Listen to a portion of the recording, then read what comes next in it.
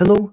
Today we're going to be talking about the new spoilers that we got, and they already are previewing the next Universes Beyond set. Perpetual hype just never dies. Avatar Aang is a 4-mana 4/4 with flying and firebending 2. Whenever you waterbend, earthbend, firebend, or airbend, draw a card. Then if you've done all 4 this turn, transfer Avatar Aang. Good flavor text. Good mention. It's easy to do nothing. It's hard to forgive. It's a great quote. Then we go over to his back. Aang Aang, Master of Elements. Legendary creature avatar ally. Flying, spells you cast cost Wooburg less to cast. At the beginning of each upkeep, you may transform Aang, Master of Elements. If you do, you gain 4 life, draw 4 cards. You put 4/1 counters on him, and he deals 4 damage to each opponent. Now, this is it's very important to note that when he flips back to its front side, he keeps the counters because it doesn't say exiled. They're going to be there. Is this card going to be only legal in Commander? I'm not sure because they haven't really mentioned whether or not this set symbol is going to be legal in Standard, but I'm thinking that if this is legal in Standard, it's going to be quite a powerhouse.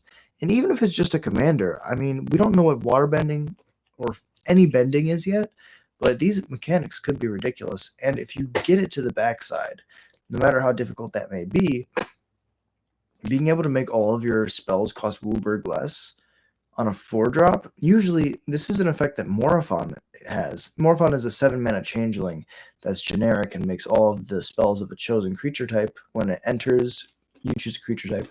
The spells of the chosen creature type cost Wooburg less to cast. This is ridiculous because all you have to do, I'm sure, like the way that it's worded, firebending 2, I'm assuming that's like poison 2, right? Or toxic 2, or is it poisonous or yeah, the original infect mechanic.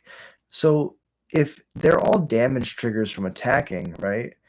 I could understand why it could be difficult to transforming, right? You have to hit them with an earthbender, a waterbender, an airbender, and a firebender. However, right, there could be pump spells that give these mechanics to certain creatures. And so I think that overall, this card is really interesting, and the fact that they showed it this fast is insane. I'm going to go back real quick. We're going to go over some of these other cards that they spoiled. For example, what the hell is this? I'm going to drink some water and talk. The reason that them spoiling Aang is so baffling is because they just started spoiler season for Edge of Eternities. This reminds me of like when Outlaws of Thunder Junction was coming out, but then we got the Modern Horizons spoilers, and we're like, wait a second, we'd much rather talk about this. So Thura the Super Void is a 4-mana legendary enchantment. Whenever a creature you control dies, each opponent chooses a creature they control and exiles it.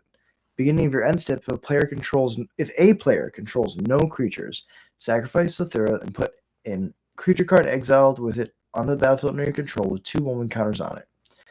This card's actually crazy, right? Like, it counts when your stuff dies. So I'm imagining like you played in an aristocrat style deck where you make a bunch of bodies and then sack them all. You get to get benefits out of the death triggers, benefits out of the creatures dying because they, trigger themselves. You get the sacrifice advantage as well. And then on top of that, this is how you allow your Sephiroth or Raise the Past deck that has a bunch of sacks, like creatures that you want to sack. This is how you sweep your opponent's board and get in there for lethal. So I could see this card being extremely powerful. And it's super interesting that they would release a card like this, would release a card like Tezzeret, 3-mana Planeswalker, and there's only one Planeswalker a set now. So this is the Planeswalker. Whenever an artifact you control enters, put a loyalty counter on Tezzeret. Untap target artifact or creature. If it's a creature, put a 1/1 counter on it. That's the 0. -3, search your library for an artifact card with mana value 1 or less. Reveal it, put it in your hand, then shuffle. -7, you get an emblem with the beginning of combat on your turn. Put 3/1 counters on a target artifact you control. If it's not a creature, it becomes a 0/0 robot artifact creature. And I just show you all this to just emphasize how insanely cool Edge of Eternities is going to be. It's going to be different. It's going to be unique. Some people are already saying it's a hat set. It has cards that look like this. I'm not a big fan of this. This kind of looks like Weiss-Schwarz, or I don't know other card games, but it kind of looks like a different card game in the bottom. If you were to just cover the top half of this card and look at this bottom, you wouldn't know what card game this is from, right?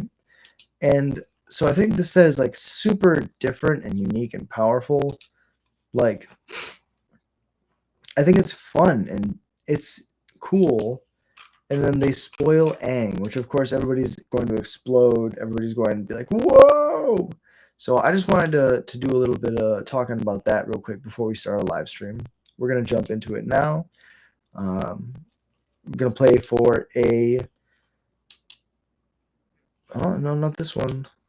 The Collector Booster Box. That was my ramble. That was my rant. If you want to watch this, the video is going to be posted too.